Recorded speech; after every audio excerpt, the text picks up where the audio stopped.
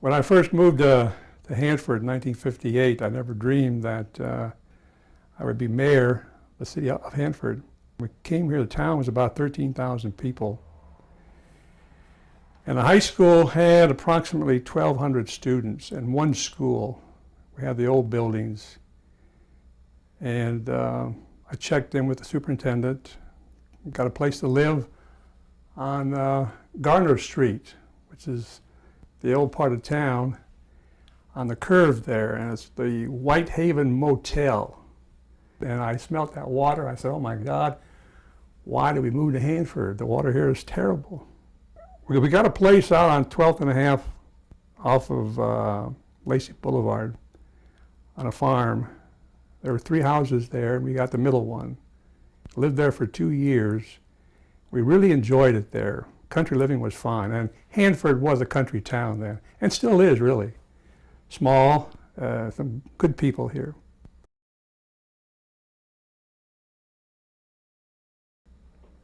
My wife and I sat down one night and we said, you know, Hanford really is a good town to live in. I think we made the right choice, and we said why, and we found out why pretty easily. There were 2 events in our lives here in town that really convinced us that the people of this town are really great people, and we love them.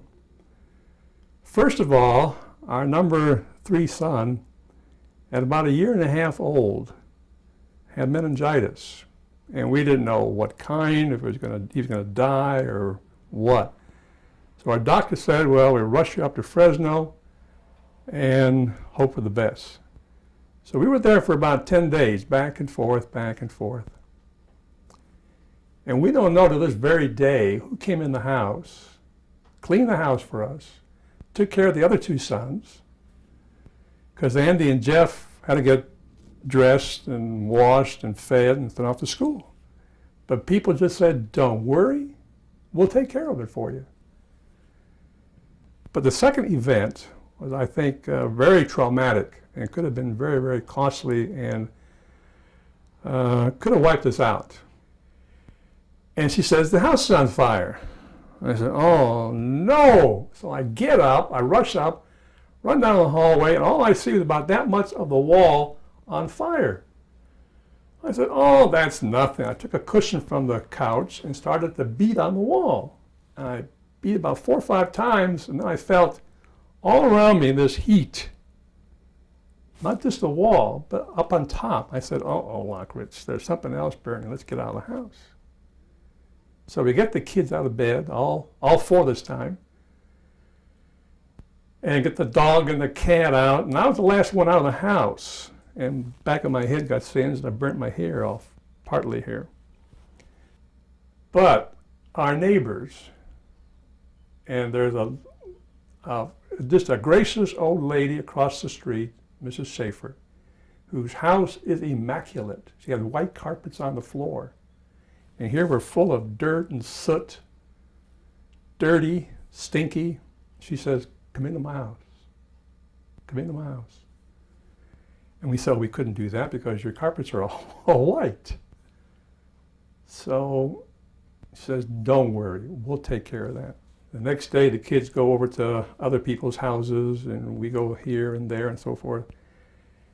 And people came by the house and took our clothing and our bedding that had not been burnt, took it to their homes and washed them 3, 4, 5 times to get all that black stuff out.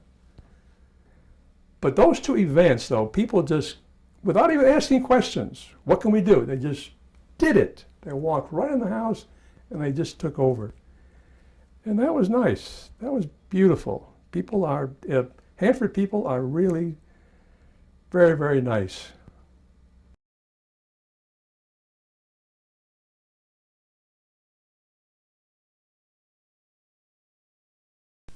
Simon Lakritz, a Hanford City Councilman, is running against Congressman Chip Bashayan, and he's following the Democratic line in opposing Bashayan, who generally sides with President Reagan.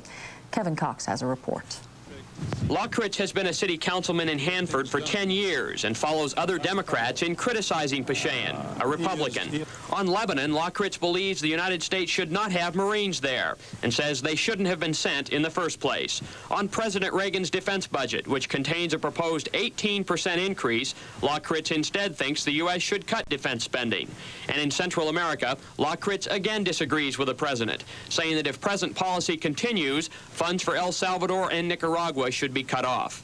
Pashayan generally supports President Reagan on these issues. Lakritz also criticizes Pashayan's effectiveness in Washington. He's very good on getting you copies of bills and things like that, but specific answers as to what's actually going to happen, no response. The 17th Congressional District covers Tulare, Kings, Eastern Fresno, and Northern Kern counties. But because Lakritz is from Hanford, he is not well known here in Fresno. If I can get my word out there and get my picture out there and let people know who I am and what I stand for, I think I can beat them. I served 3 terms, and I was a vice mayor in 1978 to 80, and then the mayor from 1980 to 82. And I've seen a lot happen in this town. When I first came on the council business was cut and dry. There's not too much to do. The usual housing projects, the usual this project, you know, roads and streets and curb and gutters and so forth and so on. Now, I dropped off the council in 1986. 86? Yeah, 86. For 2 years. And then all of a sudden things began to blossom out here, and a lot of people came back to me and said, "Simon, we need you back on the council again." I said, "Why? I've already served 12 years. You know, what more do you want from me?" He said, "Well, we need an honest person like you." I'm not trying to be cocky here, but people did say that, look, we need honesty on the council, and you're very honest, you're straightforward, and I think people know that when you vote, when you decide, you have the best interests of the people here. But people were making fun of us, or of the council. You know, they said, "Oh, you guys are dirty again, all politicians are alike, they're crummy and corrupt and so forth." And I honestly felt that I tried to change that image, and I think I have. I think the council now is a different image, and I think it's an image that people respect and people want in this town. And I found in my campaign that people, if you're straightforward with them and you're honest and you try your best, you don't have to, you know, win every time, but if you try your best, that's all they ask of you. But the council work now has expanded quite a bit. We're 30,000 people. When I first came here, we had 13,000, and we're 30,000 plus, and we're growing. If all goes well here, I think we could be, by the year 2000, we could be 50,000 plus. I think you'll find that all the residents here, whether lived here for 50 years or 80 years or 10 years, want to really make Hanford a better place to live here. And they will call me, they'll let me know what's happening and what they think about Hanford. And they don't call to try to be derogatory, they call to be very, very helpful. They want to be informative. The people of Hanford are basically good people. You out there 50 years from now, I think will realize that Hanford was a good town 50 years before and is a good town right now. Your time. Don't lose that. I think it's very, very important.